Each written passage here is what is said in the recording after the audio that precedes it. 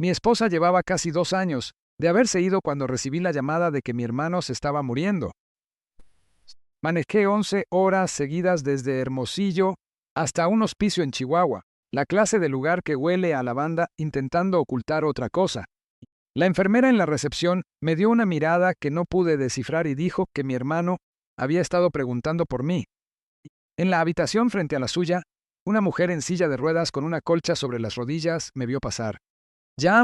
No dijo nada ese primer día, pero en mi cuarta noche allí, cuando salí del cuarto de mi hermano a las 2 de la mañana para buscar café en la máquina del pasillo, ella estaba sentada en el umbral de su puerta, en la oscuridad. Me miró como si hubiera estado esperando y me dijo muy suavecito, casi como si tuviera miedo de que alguien la escuchara. Cualquier cosa que te diga tu sobrino cuando llegue, no le creas ni una palabra. Maneja a casa esta noche si puedes. Quiero decirte que me llamo Octavio Heredia. Tengo 63 años. Trabajé 38 años como despachador de carga para una empresa regional de camiones antes de jubilarme hace 3 veranos. Y nunca me consideré un hombre al que pudieran engañar. Cuadraba mi chequera cada domingo por la mañana, leía las letras chiquitas. Mi esposa, Mari Carmen, solía reírse de mí porque me pasaba 20 minutos en la gasolinera decidiendo si el autolavado valía los 80 pesos extra. Te cuento todo esto para que entiendas al hombre que estoy a punto de describir, el que entró a ese hospicio a la tarde siguiente, creyendo que la mujer del otro lado del pasillo simplemente estaba confundida o medicada. El que abrazó a su sobrino y no lo pensó 2 veces. Ese hombre confiaba en todos los que amaba. Y casi lo pierde todo por culpa de eso. Antes de seguir adelante, quiero darte las gracias por estar aquí. Si te tomas un segundo y me cuentas aquí abajo en los comentarios desde dónde me estás escuchando y qué hora es por allá, te lo agradecería mucho. Los leo a todos. Solo voy a decir de entrada que algunos detalles de la historia han sido cambiados por motivos de narrativa, pero el corazón de esto, la lección que deja, eso es tan real como la madera del piso bajo mis pies en este momento. Mi hermano se llamaba Horacio. Era 4 años mayor que yo, y me había criado más de lo que nuestro padre lo hizo jamás. Cuando nuestro papá se fue de la casa en la primavera del 68, Horacio tenía 12 años y yo 8, y desde ese día en adelante, él fue quien me enseñó a lanzar una bola curva, a rasurarme, a pedirle perdón a una muchacha. Era el hombre más firme que he conocido. Así que, cuando su nuera me llamó a finales de octubre y me dijo que lo habían trasladado a cuidados paliativos, ni siquiera empaqué una maleta como Dios manda. Aventé 3 camisas y un cepillo de dientes en una maleta de lona y me subí a la camioneta. Horacio tenía cáncer de páncreas. Para cuando llegué pesaba si acaso unos 40 kilos, y las manos le temblaban cuando intentaba sostener el vasito con hielo picado que le trajo la enfermera. Pero su mente estaba afilada, y lo primero que hizo cuando entré fue agarrarme de la muñeca, jalarme hacia él y decirme, ¿dónde está el muchacho? ¿Dónde está César? ¿Ya lo viste?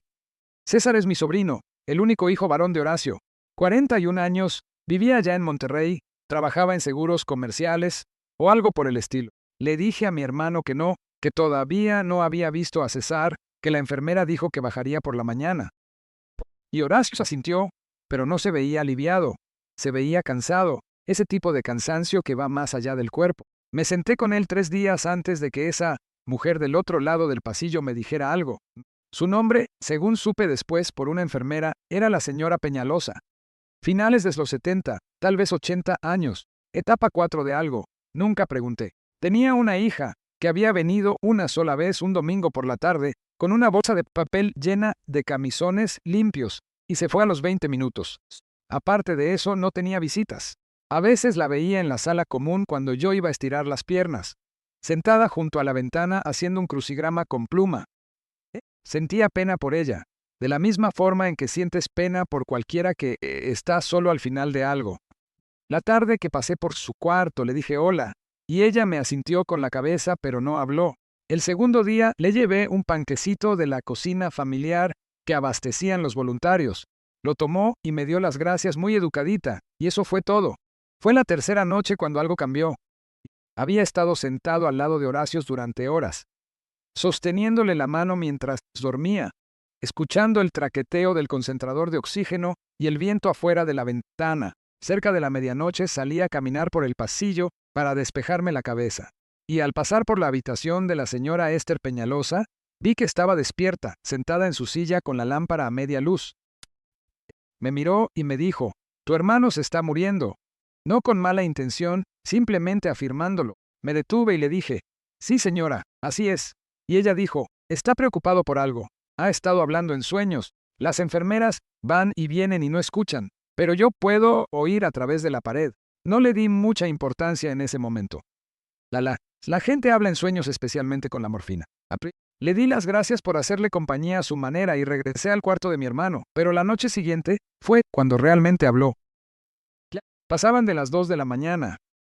Yo estaba deshecho. No había dormido más de 3 horas seguidas desde que llegué. Acababa de salir del cuarto de Horacio, porque la enfermera de turno necesitaba cambiarle el suero, y caminaba hacia la máquina de café cuando vi que la puerta de la señora Peñalosa estaba abierta.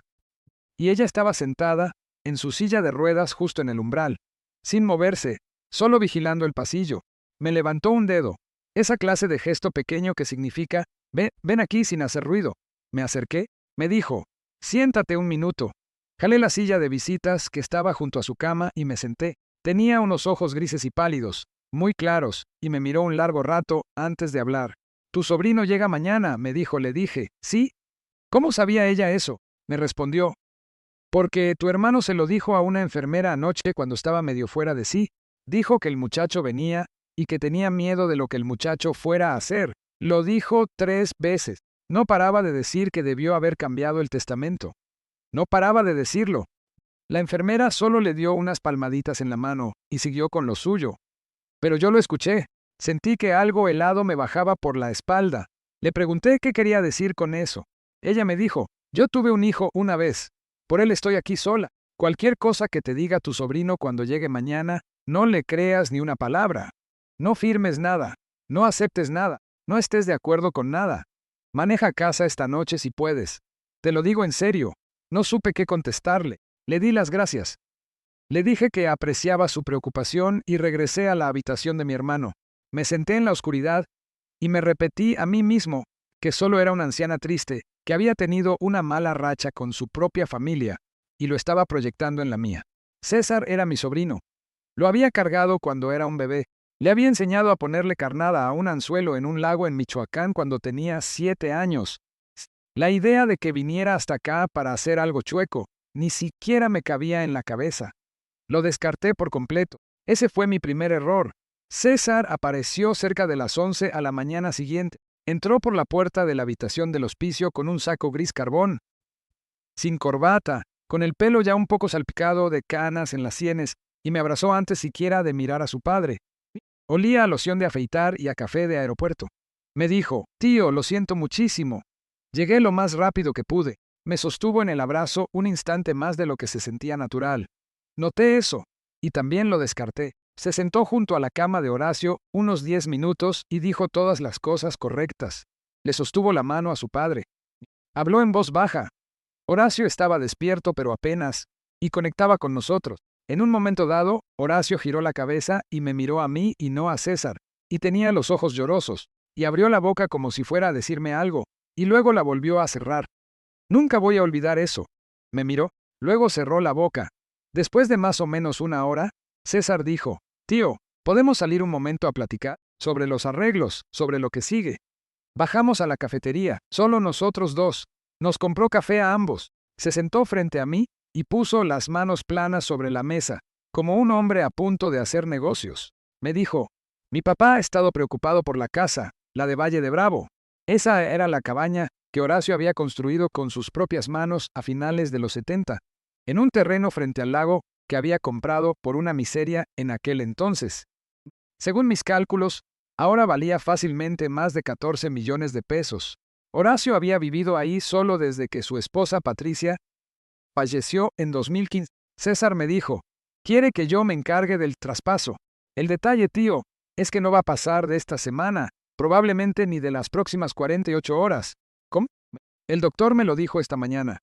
Y hay un papeleo que necesita su firma mientras todavía estés lúcido. De lo contrario, se va a juicio sucesorio y todo se vuelve un desastre que toma 2 años, y se come la mitad del valor en honorarios de abogados. ¿Ya sabes cómo es eso? Asentí despacio. Vaya que sabía cómo era eso. Había visto a un compadre mío perder la mitad de la herencia de su madre con los abogados porque ella falleció sin tener los papeles en regla. César continuó. Mi papá me pidió la semana pasada, antes de que volara para acá la primera vez, que redactara una sesión de derechos rápida, nomás para mantener las cosas limpias. Quiere que la cabaña quede a mi nombre directamente para que yo pueda encargarme después.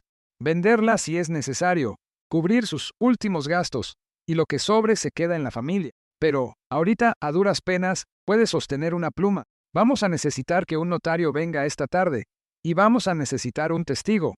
Ahí es donde entras tú. Me miró con una cara tan tranquila, tan limpia, tan práctica, como si estuviera hablando de llevar el carro a que le cambiaran el aceite. Le dije, ¿y qué hay de tu hermana? César tiene una hermana, mi sobrina Brenda. Vive en Querétaro, tiene 2 hijos, da clases en una universidad tecnológica. Ella y César nunca han sido unidos. Yo no la había visto en 5 años. César me contestó, Brenda no está en el testamento para lo de la cabaña. Mi papá y mi mamá arreglaron eso hace años. Se suponía que la casa de Valle de Bravo siempre sería para mí. A Brenda le tocó el seguro de vida y los ahorros. Todo eso se resolvió hace mucho tiempo. Esto es puro trámite.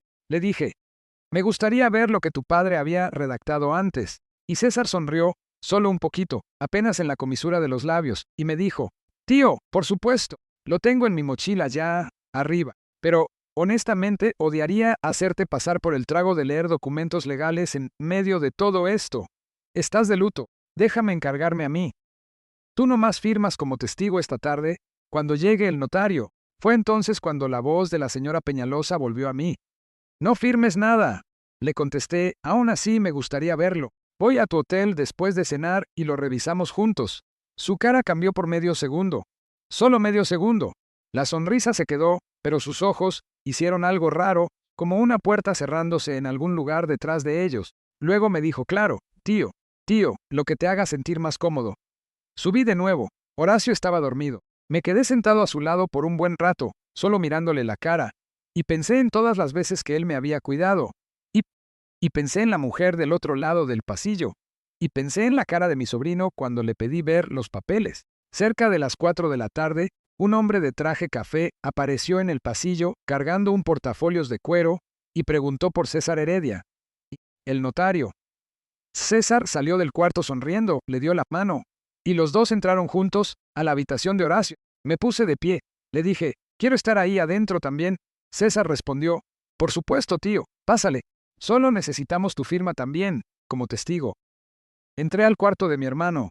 El notario tenía un montón de papeles sobre una mesita plegable encima de la cama de Horacio. Horacio estaba despierto, pero tenía los ojos vidriosos, y nos miraba a mí y luego a César, como si estuviera intentando recordar algo. El notario ya estaba explicando los documentos con la voz aburrida de un hombre que ha hecho esto 1000 veces. Pregunté si podía ver los papeles. El notario me entregó el de hasta. Era una escritura de cesión de derechos que transfería la propiedad en Valle de Bravo a César Heredia. Esa parte era cierta, pero debajo había un segundo documento, y debajo de ese, un tercero. El segundo era un poder notarial que convertía a César en el único apoderado de todos los asuntos financieros de Horacio, con efecto inmediato. El tercero era una designación de beneficiario de una póliza de seguro de vida que yo ni siquiera sabía que mi hermano tenía. Una póliza de 8 millones de pesos a través de su viejo sindicato, con la línea del beneficiario recién escrita a máquina con el nombre de César, reemplazando lo que parecía ser el nombre de Brenda debajo, en la copia al carbón. Me quedé ahí parado sosteniendo esos 3 documentos, y sentí que la habitación se quedaba en absoluto silencio. Le dije, César, ¿qué son estos otros 2? Me contestó, esas son solo medidas de protección en caso de que la situación de mi papá cambie y necesitemos que alguien maneje sus asuntos en los próximos días. Le dije, pero tu padre va a fallecer en cuestión de días. El doctor te lo dijo esta mañana. Entonces, ¿para qué necesita un poder notarial? César me dijo, tío, por favor, ahorita no es el momento. Le pregunté, ¿por qué está cambiado el seguro de vida? César respondió, Brenda estuvo de acuerdo con eso. Le dije, ¿de verdad? La cara de César volvió a hacer esa expresión de puerta cerrándose. El notario, bendito sea Dios, nos miraba de un lado a otro como un hombre que empezaba a pensar que su tarde se había complicado. Le dije que me gustaría tener unos minutos a solas con mi hermano y mi sobrino. Asintió y salió al pasillo. Cerré la puerta detrás de él. Me di la vuelta, miré a César y le dije muy bajito: «Quiero que le llames a tu hermana en este momento y la pongas en altavoz». César dijo: «Tío, estás cansado. Llevas aquí demasiado tiempo». Le respondí: «Llámale». No se movió. Le dije: «Entonces le llamo yo». Saqué el celular de mi bolsa y busqué su número. No le había marcado en años. Todavía estaba ahí. Contestó al segundo tono. La puse en altavoz. Le dije: «Brenda, soy el tío Octavio. Estoy en el hospicio con tu papá, tu hermano y un notario. ¿Estuviste de acuerdo en que te quitaran como beneficiaria de la póliza de seguro de vida de tu papá del sindicato?» Hubo un silencio. Luego me dijo muy despacio: «Perdón, tío Octavio, ¿qué?». Le pregunté: «¿Estuviste de acuerdo?». Me respondió: «No sé de qué me estás hablando». «¿Cuál póliza de seguro de vida?». César ya se estaba moviendo. Ya estaba diciendo: «Brenda, hola, escucha, esto es solo un malentendido. Los documentos son de protección». Ella le dijo: «César, ¿qué hiciste?». Él le contestó: «Brenda, cálmate». Ella me dijo: «Tío Octavio, no firmes nada. Tomo un vuelo esta misma noche. Por favor, no firmes nada. Tomo un vuelo esta misma noche». Colgué. La habitación estaba tan callada que podía escuchar el clic del concentrador de oxígeno. Podía escuchar a Horacio respirando en la cama. César me dijo: «Tío, ¿no entiendes la situación financiera aquí? Mi papá debe dinero, me debe dinero a mí. Llevo años pagando cosas, me merezco». Le dije: «Lárgate». Me respondió: «Tío», le grité, «lárgate de este cuarto». Se quedó mirándome fijamente. «Y quiero decirte algo. El niño al que le había enseñado a poner carnada en aquel lago de Michoacán ya no estaba en esa cara. Había alguien más mirándome a través de los ojos de mi sobrino. Alguien, calculador. Alguien que ya estaba avanzando hacia el siguiente plan». Levantó su portafolios. Recogió los documentos de la bandeja de la cama. Se fue sin decir una sola palabra más. Me senté en la orilla de la cama de mi hermano. Le tomé la mano. Estaba llorando sin hacer ningún sonido, solo lágrimas escurriéndole hacia la almohada. Le dije: «Todo está bien, Horacio, todo está bien». Lo detuve. Me apretó la mano una sola vez. Falleció 31 horas después, un miércoles por la mañana, justo antes del amanecer. Brenda estaba ahí. Yo estaba ahí. César no. La semana después del funeral, Brenda y yo nos sentamos con la verdadera abogada de mi hermano en Valle de Bravo, una mujer llamada Mariana Cárdenas que había manejado los asuntos de Horacio durante 20 años. Sacó el testamento real. La cabaña en Valle de Bravo debía venderse y dividirse a partes iguales entre César y Brenda. El seguro de vida era de Brenda, los 8 millones completos. Los ahorros, cerca de 1.700.000 pesos, debían dividirse en 3 partes, y la última tercera parte iría a un fondo de becas en la escuela técnica donde mi hermano había hecho sus prácticas en el 72. Los documentos que César había llevado a esa habitación del hospicio habrían revertido casi cada una de esas disposiciones. La cabaña habría sido suya directamente. El seguro de vida habría sido suyo. Y con el poder notarial, en las 30 horas que le quedaban a mi hermano, César podría haber vaciado los ahorros antes de que siquiera se leyera el testamento. Mariana me miró desde el otro lado de su escritorio y me dijo: «¿Sabe lo que habría pasado si hubiera firmado esos papeles?». Le respondí: «Ahora lo sé». Ella me preguntó: «¿De dónde sacó el instinto para cuestionarlo?». Y le conté sobre la señora Peñalosa, la mujer del otro lado del pasillo, la que me había interceptado a las 2 de la mañana y me había dicho que manejara a casa esa noche si podía.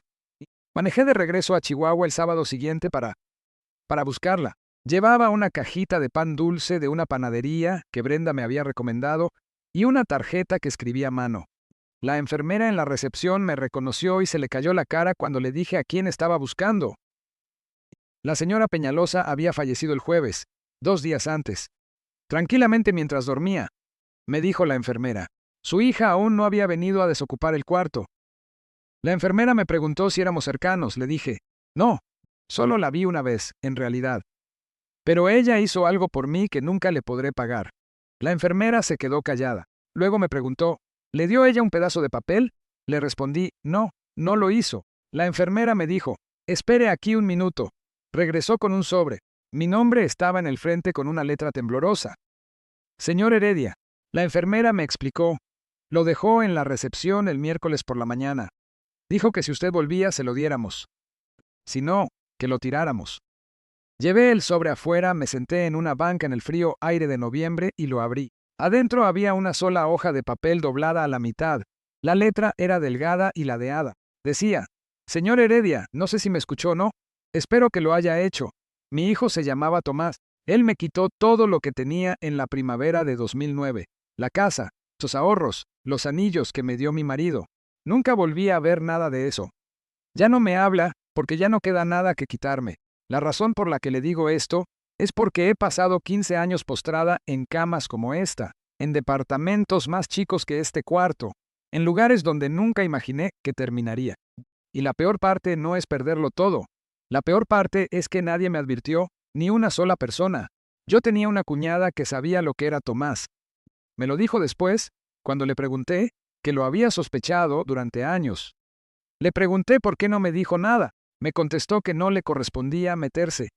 Ese fue el día que decidí que, si alguna vez volvía a ver que algo así le pasaba a alguien más, yo diría algo. Sí me iba a corresponder. Así que le dije algo a usted. Pase lo que pase, espero que esté a salvo. Atentamente, Esther Peñalosa. Me quedé sentado en esa banca por no sé cuánto tiempo. Hacía frío y yo no lo sentía. Una enfermera salió en un momento y me preguntó si estaba bien, y le dije: Sí, señorita, estoy bien. Solo me voy a quedar sentado aquí un ratito. No le correspondía meterse, y aún así dijo algo. Eso fue lo que me salvó. Eso fue lo que salvó las últimas voluntades de mi hermano. Eso fue lo que evitó que a mi sobrina le robaran 10 millones de pesos su propio hermano en la peor semana de su vida. Manejé a casa esa noche. 11 horas de regreso a Hermosillo, y todo el camino me la pasé pensando en mi propia vida, en las cosas que había visto en las familias de otras personas a lo largo de los años y de las que no dije nada porque no me correspondía, sobre un compadre mío, cuya hija, ya mayor, claramente le estaba mintiendo sobre lo que hacía con el dinero que él le mandaba, sobre un vecino cuyo hijo había regresado a vivir con él y empezó ayudando con los recibos, y luego ayudando con las cuentas bancarias, cosas que yo había notado y había elegido ignorar. César intentó llamarme 2 veces al mes siguiente. No le contesté. Mandó un correo larguísimo sobre malentendidos y cómo lo había avergonzado frente a un notario. Dijo que nuestra familia ahora estaba rota y que era mi culpa. Dijo que su padre habría querido que nos mantuviéramos unidos. Lo leí una vez y lo borré. Brenda, por otro lado, con Brenda hablo casi todos los domingos ahora. Ha sido muy buena conmigo. Vino a Hermosillo en Semana Santa y trajo a sus 2 hijos. Fuimos al centro ecológico y comimos hamburguesas con chile verde en un lugar al que yo solía ir con Mari Carmen, y su hijo mayor, que tiene 11 años, me hizo un dibujo de un correcaminos que todavía tengo pegado en el refrigerador. Unos 6 meses después de que mi hermano falleciera, recibí una carta por correo de una mujer en Monterrey de la que nunca había escuchado hablar. Su nombre estaba en la parte de arriba. Un remitente en una colonia que yo no conocía. La carta dentro decía que su padre había muerto en mayo, que ella había sido la albacea y que, revisando sus cosas, había encontrado una libreta donde él había anotado los nombres de las personas que lo habían defraudado. Uno de esos nombres era César Heredia.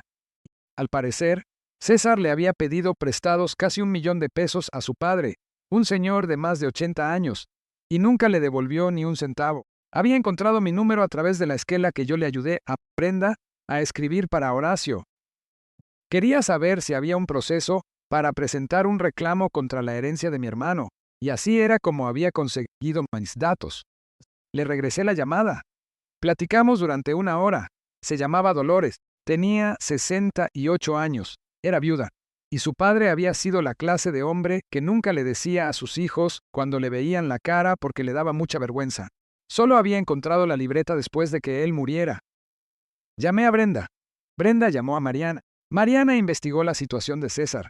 Para ese otoño, lo que habíamos descubierto era que César llevaba años haciendo esto. No solo a la familia, a clientes, a los viejos amigos de su padre, a cualquiera que lo dejara acercarse a una chequera.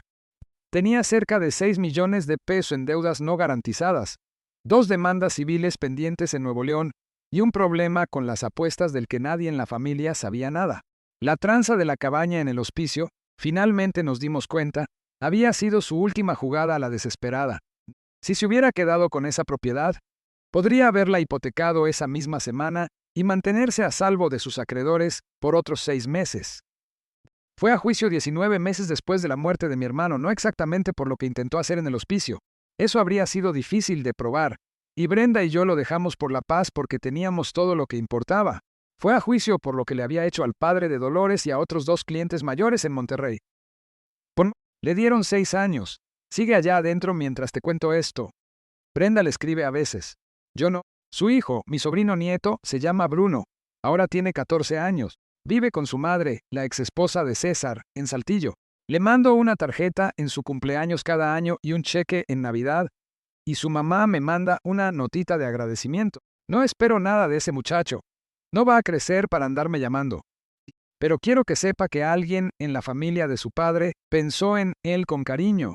Más o menos un año después del juicio, Brenda y yo empezamos algo pequeño. No lo llamamos fundación ni nada rimbombante. Empezamos algo a través de su iglesia allá en Querétaro y un pequeño grupito similar a través de un centro para personas de la tercera edad cerca de mí, en Hermosillo. Solo vamos una vez al mes y platicamos. Contamos nuestra historia. Contamos la historia de Esther Peñalosa con el permiso de su hija. Y luego nos sentamos y escuchamos. La clase de cosas que la gente te cuenta cuando de verdad te sientas a escuchar. Ojalá pudiera decirte que es raro lo que me pasó a mí. No lo es. He escuchado mi propia historia, nada más con los nombres cambiados, de probablemente 40 personas diferentes en los últimos 2 años. Un hijo que solo necesita una firma. Un nieto que está ayudando con las cuentas. Una hija que conoce a la persona exacta para armar el fideicomiso. Solo tienes que venir a la oficina una vez. Pasa todos los días, en todos los estados. A personas que cuadran sus chequeras cada domingo por la mañana. Guardo la carta de Esther dobladita en el cajón de mi buró. La saco a veces. La leo. Pienso en lo fácil que habría sido para ella mantener la boca cerrada. No, nunca había conocido a mi hermano. Tenía todas las razones del mundo para darse la vuelta en su cama y dejarme pasar de largo por su puerta. Y no lo hizo. Me detuvo a las 2 de la mañana en un pasillo oscuro y me dijo la única cosa que yo necesitaba escuchar, y 3 días después ya no estaba. Esa mujer salvó las últimas voluntades de mi hermano. Esa mujer salvó la herencia de mi sobrina. Esa mujer me salvó de ser el hombre que cedería el patrimonio de su propio hermano con una firma y se pasaría el resto de su vida intentando vivir con esa culpa. Así que quiero decirte, seas quien seas que estés escuchando esto, que si estás viendo algo en tu familia en este momento que no se ve bien, que te ha estado carcomiendo, que te has estado diciendo a ti mismo que no es asunto tuyo, tal vez sí sea asunto tuyo, tal vez sea el único asunto que importe esta semana. El costo de decir algo y equivocarte es un momento de incomodidad. El costo de no decir nada y tener razón es la vida entera de alguien. Si alguien te está presionando para firmar un papel hoy, esta tarde, antes de que el notario se vaya, antes de que tu madre despierte, antes de que tu padre fallezca, frena un poco, llévate el papel a tu casa, tómale una foto, llámale a alguien que no tenga nada que ganar con esto. La gente que te ama esperará un día. La gente que no te ama no lo hará. Tengo 63 años. Perdí a mi esposa. Perdí a mi hermano. Casi pierdo el trabajo de toda la vida de mi hermano en las últimas 48 horas de su vida. Porque quise creer que el niño al que le había enseñado a poner carnada en un anzuelo seguía siendo ese niño. No lo era. A veces, las personas que amamos se convierten en personas que ya no reconocemos, y una de las cosas más difíciles, más bondadosas y más honestas que podemos hacer por nosotros mismos y por las personas que todavía nos quedan, es mirar lo que realmente está frente a nosotros en lugar de lo que desearíamos que estuviera ahí. A veces paso manejando frente al hospicio en Chihuahua cuando ando por allá visitando a Brenda y a los niños. Todavía está ahí. Todavía huele a lavanda desde el estacionamiento. El cuarto de Esther Peñalosa da a la calle. Volteo a ver su ventana cada vez. Nunca la conocí realmente. Platicamos 2 veces. Me dio una nota, pero ella es familia de una manera en la que algunos de mi propia sangre nunca lo fueron. Familia es quien se hace presente. Familia es quien te dice la verdad cuando decir la verdad no les cuesta nada, porque ya. Si esta historia significó algo para ti, déjame un comentario aquí abajo. Cuéntame sobre esa persona en tu vida que te dijo la verdad cuando nadie más quiso hacerlo. Cuéntame, ¿quién fue tu Esther? Y si estás pasando por algo en este momento, te digo lo mismo que ella me dijo a mí, y te lo voy a decir lo más claro que pueda. No lo firmes esta noche. Maneja a casa si puedes. La verdad va a seguir ahí por la mañana. Y también las personas que de verdad te aman. Gracias por quedarte conmigo hasta aquí. Cuídense mucho allá afuera. Y escuchen a los extraños en el pasillo. A veces son los únicos que te están diciendo la verdad. Y he pensado mucho en los años que han pasado desde aquella noche en el pasillo del hospicio sobre qué clase de hombre era yo. Era un hombre que cuadraba su chequera cada domingo. Era cuidadoso con los extraños y confiado con la familia. Y pensaba que eso era sabiduría. No lo era. Era todo lo contrario. Había construido mi vida entera sobre la suposición de que las personas que compartían mi sangre nunca serían las personas de las que necesitaría protegerme. Y el precio de esa suposición casi me pasa factura en las últimas 48 horas de vida de mi hermano. Lo que aprendí de Horacio ahí en esa cama, de César parado junto a él con 3 documentos apilados en el orden incorrecto, de Esther sentada en la oscuridad esperando a que alguien pasara frente a su puerta abierta. Lo que aprendí es que cada elección que hacemos pone algo en movimiento, y las elecciones que hacemos sobre lo que nos negamos a ver ponen en movimiento las cosas más ruidosas de todas. César no se convirtió en lo que se convirtió de la noche a la mañana. Se convirtió en eso a través de décadas en las que nadie en nuestra familia le hizo. Décadas de su padre mandándole dinero y llamándole generosidad. Décadas mías revolviéndole el pelo en Navidad y sin notar la forma en que él observaba la habitación. Las causas tienen efectos. Las pequeñas amabilidades, cuando en realidad son evasivas, disfrazadas con ropas más bonitas, siembran semillas que tarde o temprano tienes que cosechar. Lo contrario también es cierto. Esther eligió, sola en un cuarto de hospicio con un cuerpo que le estaba fallando, gastar su última energía en un extraño al que había visto exactamente 2 veces. Ese único acto, ese solo minuto de alzar la voz, mantuvo entera la herencia de mi sobrina. Intactas las últimas voluntades de mi hermano. Me salvó de ser el hombre que habría tenido que ser después. Una elección, una noche. El tamaño de una cosa no tiene nada que ver con lo lejos que viaja. Ahora pienso que ser una persona decente no se trata de amar a la gente que se supone que debes amar. Cualquiera puede hacer eso. Se trata de ser lo suficientemente honesto para verlos con claridad, lo suficientemente inteligente para hacer las preguntas que duele hacer, y lo suficientemente fuerte para actuar según las respuestas cuando éstas llegan. Ese es el trabajo. Honestidad sobre lo que tienes frente a ti. La cabeza para frenar cuando alguien te está apurando. Las agallas para decirle que no a tu propio sobrino con un notario a 1 metro de distancia. Nada de eso es natural para la mayoría de nosotros. Tiene que practicarse. Así que te dejaré con lo que me digo a mí mismo la mayoría de las mañanas. Ahora, la gente que te ama puede esperar una tarde. La gente que no te ama no lo hará. Cualquier cosa que te esté carcomiendo en tu propia familia ahora mismo, esa sensación silenciosa de que algo no cuadra, confía en ella, mírala. Haz la pregunta. El costo de equivocarte es un momento de incomodidad. El costo de tener razón y no decir nada es la vida entera de alguien. Y la parte más extraña y difícil de todo esto es que, mientras más viejo me hago, más creo que la familia más verdadera que tengo son las personas que me dijeron cosas duras, cuando nadie más quiso hacerlo. Esther fue una de ellas. Espero que tú también tengas a alguien así, y si no, espero que tú puedas serlo para alguien más.